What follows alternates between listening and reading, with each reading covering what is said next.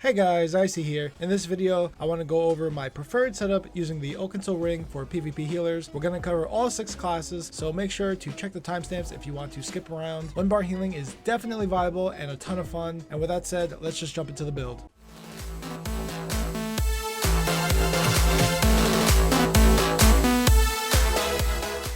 So this is my default setup that I run in PvP for my 1 bar setup. I use a 1-piece Magma Incarnate for the dual stat recovery it provides for its 1-line bonus. For my heavy armor set, I use Ethereal Ascension as my damage mitigation set. If you don't think you can handle the 20% cost increase to your core combat abilities, then you can easily swap this out for Pariah. I've been using Ethereal Ascension for several months now and found the 20% cost increases easily sustainable, even when running the 6k stamina cost of Charging Maneuver whenever I was running Snow Treaders. If you want to check out 2 videos I did comparing the Ethereal Ascension and Mark of the Pariah, I'll leave a link in the description below. For my light armor set, I use Rallying Cry as my default because it's the best support set in the game. I actually did a separate video talking more about Rallying Cry if you want to check it out. Since I do play a lot of BGs, if there is someone else using Rallying Cry or you yourself don't own Rallying Cry, then you can just swap this out with any other light armor set you want. For example, Gossamer, Transmutation, Powerful Assault, Combat Physician, just to name a few. I would not use Spell Power Cure because you are already getting Major Courage from Oakensoul, and if you want a more detailed explanation on food, Mundus, traits, enchant, and champion points, go check out my how to build a PvP healer video. And finally, because this is a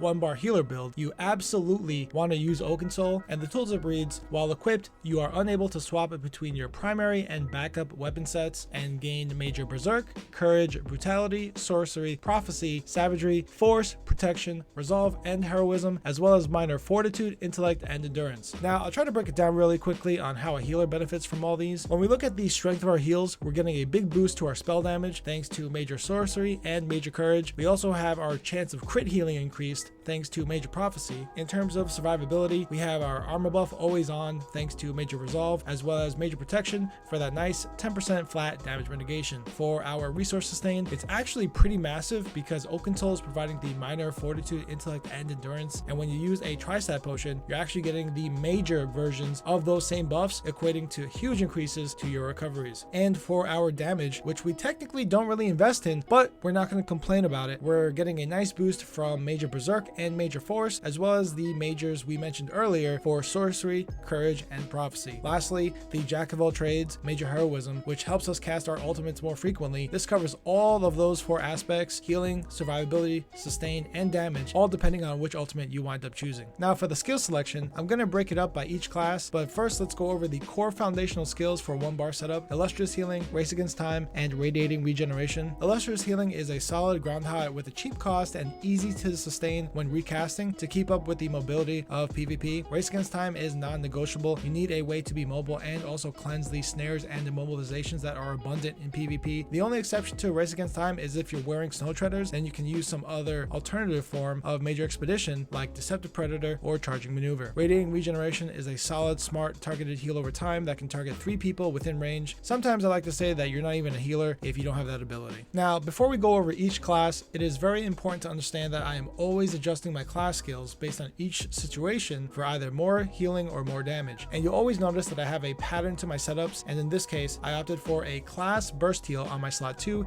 and a buff type of ability for slot 5. And when I say buff, I mean something like a traditional buff thing that lasts like 20 seconds that I just need to maintain. So first we have the Dragon Knight. My favorite skills for the 1 bar setup were Obsidian Shard, Cauterize, and Life Giver. I used to always hate on Obsidian Shard, and I still kind of do, but for a 1 bar setup, I found it pretty nice to have in order to help do damage and offload heals. I still think it should get reworked in the same way Resistant Flesh functions on the Necromancer, but instead of giving the target armor, they get a damage shield instead for half the amount healed. Cauterize is great as a small burst heal, but I treated it more of a buff ability that I would need to maintain. If you think you're getting bursted down too easily, then I'd put Cauterize in slot 2 and Coagulating Blood in slot 5 for yourself. For your ultimates, I stuck with 3 options. My default was Magma Armor because it's different and I never get to use it. It provides nice damage mitigation for myself myself, as well as a damage shield for my allies. Life Giver if we really need more heals on the team, and Shifting Standard if we have too many heals and need more damage. Next we have the Necromancer. My default skills were Braided Tether, Intensive Mender, and the Frozen Colossus. Braided Tether is a nice small AoE hot around yourself, as well as boosting your heals by 3% as a slottable. Intensive Mender is great for providing burst heals automatically on your team. This also acted as my buff ability that I need to maintain, as well as to provide corpses for my Braided Tether. Alternatively, if you're getting a lot of pressure, then I would swap out Braided Tether for Resistant Flesh and Illustrious Healing for Enduring Undeath. That way you still have a way to utilize corpses. For the ultimates, I always opted for Colossus first because it's really fun to use, but you must keep in mind that it is situational. If your team needs more heals, then it's no problem to swap this out for Life Giver. Next we have is the Nightblade. I chose to use Healthy Offering, Mirage, and Soul Siphon. Healthy Offering as my burst heal, which has the secondary effect of providing minor mending to help boost my heals even further. Mirage is my buff ability to maintain, granting me major evasion and minor resolve. And for my ultimate, I chose to go with Soul Siphon because it's equally as powerful as Life Giver, if not stronger, because it also grants major vitality to your group and a synergy that will do damage to the target and heal the person who activated it. Lastly, we can boost our heals by 3% per slottable skill from the Nightblade Siphon subclass, which now actually gives us 6% more healing done thanks to using Healthy Offering and Soul Siphon. Next we have the Sorcerer. The abilities I chose to run were Streak, Twilight Matriarch, and Life Giver. Streak for more added mobility, both offensively to stun and defensively to run away. Matriarch is a great AoE burst heal for yourself and team. And for the ultimates, I was originally using Absorption Field, but it's just not as effective in solo queue compared to coordinated group play, so my default on the Sorc is always to use Life Giver. Next we have the Templar. My favorite setup to run was Ritual of Rebirth, Extended Ritual, and Practiced Incantation. Ritual of Rebirth is great for an AoE burst heal for the allies around you, as well as being able to heal one person outside of the AoE. It does have an abnormally high cost of almost 5k magicka, but I didn't have any issues trying to sustain it because I heavy attack so often. Extended Ritual is nicely combined with Illustrious Healing for a double ground hot stack, but also able to cleanse yourself and offer the Purify synergy for your allies. And for the ultimates, I really enjoyed using Practiced Incantation. I've been saying for months that I would never use this ability unless they made it so you can move while casting. So now you can move, which is really awesome. However, it's important to know that you can be immobilized while in your ultimate, which totally sucks. I think combining this with Snow Treaders would make it a nicely used option, but if you find yourself getting rooted way too much, just swap this out for Life Giver and call it a day. And saving the Warden for last, not because I think it's the best, but because I went in alphabetical order, my favorite setup was Budding Seeds, Polar Winds, Green Lotus, and Ice Comet. Budding Seeds is a great alternative to Illustrious Healing. It provides a nice synergy for your team to use, giving them a burst heal. Also, this ability is bugged, where the burst heal at the end does not affect the people within the field, but rather the people around you. Think of it like an AoE version of Rally. Polar Winds is definitely not the best burst heal, but I found it very useful on the 1-bar setup. And Green Lotus, I was mostly testing out, but found it to be very useful as a buff type skill. You don't benefit from the Major Prophecy, which is fine since we already have it from Oakensoul, but you are light attack and heavy attacking a lot, and that will heal up to 2 additional people around you per attack. And for your ultimates, I was mostly trolling around and testing out Ice Comet and had a lot of fun using it, but again, it is situational. If we need more damage, then Ice Comet or Permafrost is nice. If we need more heals, then go with Life Giver or Enchanted Forest. Alright, that is the end of the video. Make sure to remember that this is just an example on how I've had a lot of success with Oakensoul for PvP healing. Let me know what you guys thought about the video, or if you have any PvP healer questions you'd like me to answer.